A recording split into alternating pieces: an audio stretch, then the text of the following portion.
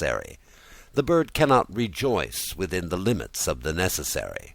It must feel that what it has is immeasurably more than it can ever want or comprehend, and then only can it be glad. Thus our soul must soar in the infinite, and she must feel every moment that in the sense of not being able to come to the end of her attainment is her supreme joy, her final freedom. Man's abiding happiness is not in getting anything, but in giving himself up to what is greater than himself, to ideas which are larger than his individual life, the idea of his country, of humanity, of God. They make it easier for him to part with all that he has, not expecting his life. His existence is miserable and sordid, till he finds some great idea which can truly claim his all, which can release him from all attachment to his belongings. Buddha and Jesus and all our great prophets represent such great ideas. They hold before us opportunities for surrendering our all.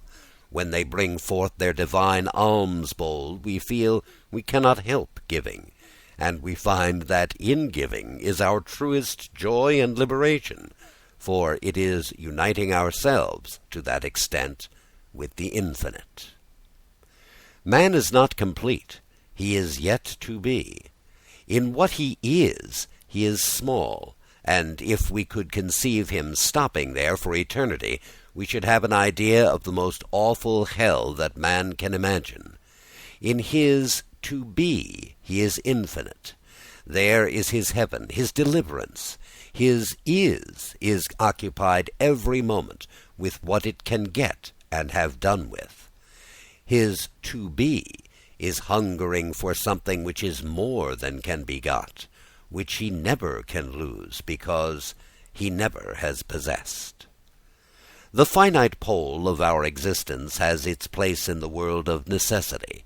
There man goes about searching for food to live, clothing to get warmth. In this region, the region of nature, it is his function to get things. The natural man is occupied with enlarging his possessions. But this act of getting is partial. It is limited to man's necessities. We can have a thing only to the extent of our requirements, just as a vessel can contain water only to the extent of its emptiness. Our relation to food is only in feeding. Our relation to a house is only in habitation. We call it a benefit when a thing is fitted only to some particular want of ours. Thus, to get is always to get partially, and it never can be otherwise. So this craving for acquisition belongs to our finite self. But that side of our existence whose direction is towards the infinite seeks not wealth, but freedom and joy. There the reign of necessity ceases, and there our function is not to get, but to be. To be what? To be one with Brahma. For the region of the infinite is the region of unity. Therefore the Upanishads say, if man apprehends God, he becomes true. Here it is becoming, it is not having more. Words do not gather bulk when you know their meaning. They become true by being one with the idea.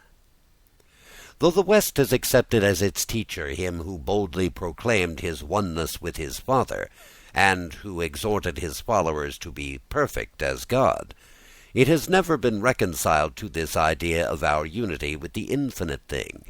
It condemns as a piece of blasphemy any implication of man's becoming God. This is certainly not the idea that Christ preached, nor perhaps the idea of the Christian mystics, but this seems to be the idea that has become popular in the Christian West. But the highest wisdom of the East is that it is not the function of our soul to gain God, to utilize him for any special material purpose. All that we can ever aspire to is to become more and more one with God.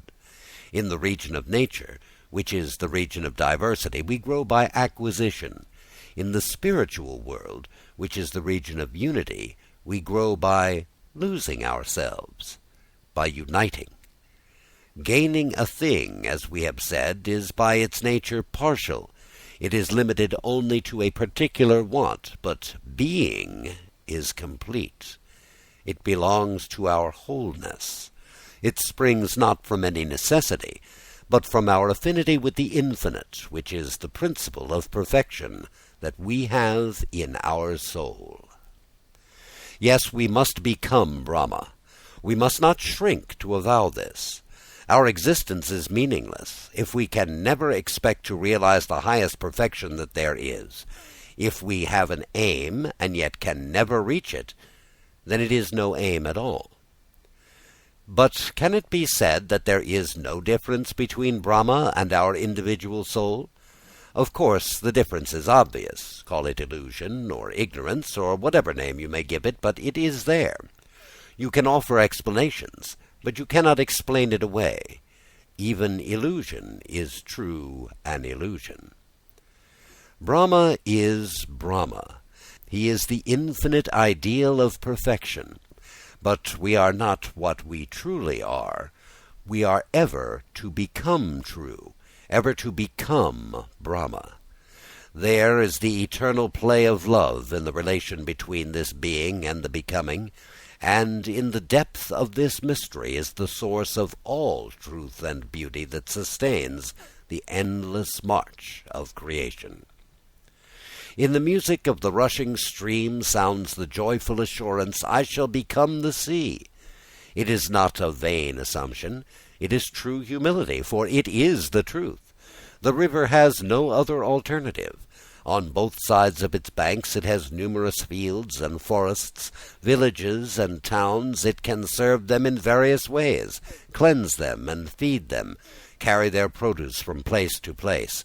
But it can have only partial relations with these, and however long it may linger among them, it remains separate. It never can become a town or a forest.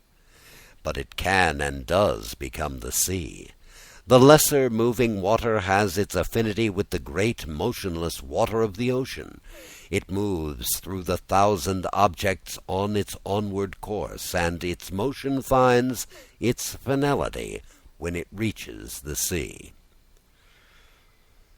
The river can become the sea, but she can never make the sea part and parcel of herself.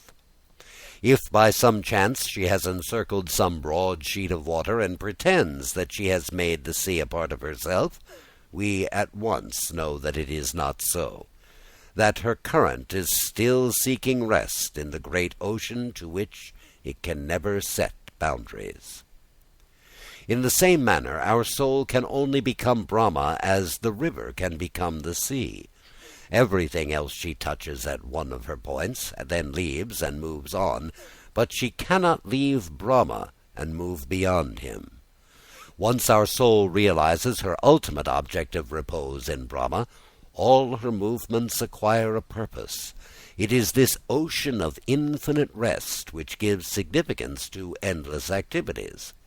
It is this perfectness of being that lends to the imperfection of becoming that quality of beauty which finds its expression in all poetry, drama, and art.